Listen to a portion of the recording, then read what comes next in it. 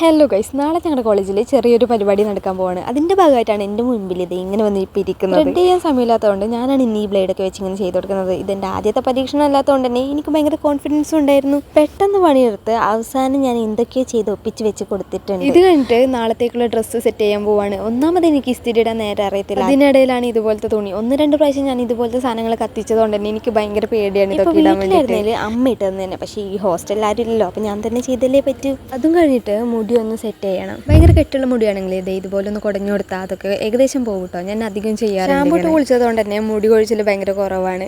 അപ്പോഴേക്കും വെച്ച സാധനം വെച്ചെടുത്ത് കാണൂലല്ലോ. എൻ്റെ അവസാനം അതിനെയും തപ്പിപ്പിടിച്ച് മുടിയൊക്കെ ഒന്ന് ചീക്കി. ഇത് എൻ്റെ ഫൈനൽ ലുക്ക് ഹെയറിൻ്റെ ഇങ്ങനെയാണ്. ഷാമ്പൂ ഇട്ട് കുളിക്കുന്ന ദിവസങ്ങളിലൊക്കെ എൻ്റെ മുടി ഒന്നും ഇങ്ങനെ നിൽക്കാറുണ്ട്.